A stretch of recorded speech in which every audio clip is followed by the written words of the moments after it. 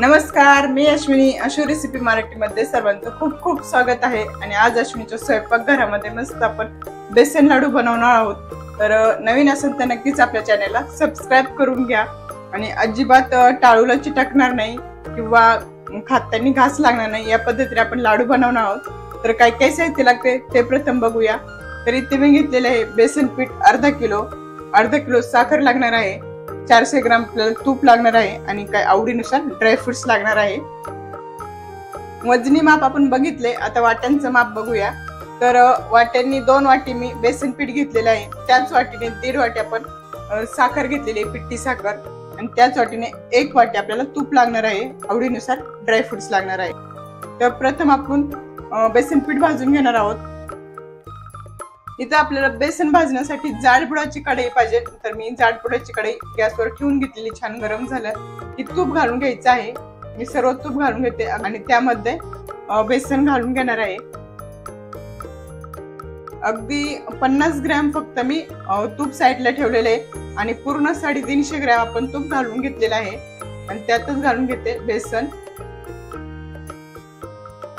आणि बेसन भाजण्यापूर्वी छान असं चाळून घ्यायचं. मी बेसन पीठ छान चाळून घेतलं म्हणजे काय होतं, गुठळ्या होत नाही आणि छान भाजलं जातं.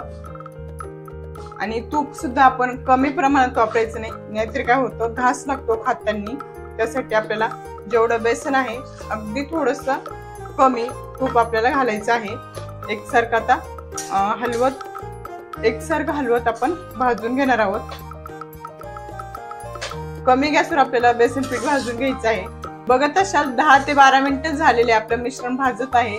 प्रथम जेव्हा आपण टाकलं होतं घट्ट होतं, जसं भाजत जाईल तसं अगदी लूज होत जातं, म्हणजे पातळ होत जातं. बघत असाल अजून 10-15 मिनिटं आपण भाजून घेणार आहोत. बघत असाल तर एकूण 20 मिनिटं झालेले आपलं बेसन भाजत आहे. अतिशय पातळ असं बेसन आपल्याला झालेलं आहे आणि मस्त असा सुवास यायला सुरुवात झालेली, म्हणजे खमंग असा सुवास येतो जेव्हा बेसन भाजतो त्यावेळेस. आणि त्यातच मी चारोळ्या आणि मगज बी घालून घेते, म्हणजे तेही भाजून निघेल. बघत असाल तर 30 मिनिटांनंतर पूर्ण आपलं बेसन अतिशय सुंदर असं भाजलेलं आहे, म्हणजे खमंग वास सुटलेला आहे. आणि बघत असाल मस्त असं हलकं फुलकं झालेलं आहे या पद्धतीने, म्हणजे आपलं बेसन व्यवस्थित भाजलं गेलेलं आहे. आता आपण गॅस बंद करून घेणार आहोत आणि थंड करण्यासाठी फॅन खाली ठेवून घेणार आहोत. थंड होण्यासाठी मिश्रण आपण परातीमध्ये काढून घेतलं, म्हणजे छान लवकर थंड होईल या पद्धतीने. बघत असाल तर पूर्ण मिश्रण आपलं थंड झालेलं आहे. साखर घालून घेतले, वेलची पूड घालून घेते आणि छान आपल्याला एकजीव करून घ्यायचं आहे. साखर आणि बेसन पीठ अतिशय छान असं एकजीव करून घ्यायचं आपल्याला. साखर घेतल्यानंतर बघत असाल या पद्धतीने आपलं मिश्रण होतं. तर हाताने छान आपल्याला एकजीव करून घ्यायचं, जसं आपण पीठ मळतो तसं मळून घ्यायचं, म्हणजे छान आपलं मिश्रण गोळा होतो. बघत असाल छान असा आपण गोळा बनवून घेतलेला आहे, म्हणजे मळून अतिशय छान असा गोळा बनवून घेतलेला आहे.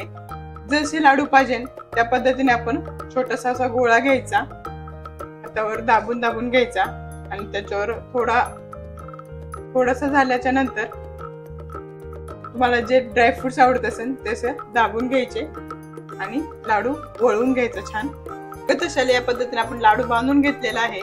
एक बदाम आणि मनुका घालून छान असे लाडू बांधून घेऊ. पुढचाही एक दाखवते. छोटा गोळा घ्यायचा, छान दाबून घ्यायचा प्रथम. त्यावर आपण काजूचं काप घातलेला आहे, दाबून घ्यायचा व्यवस्थित.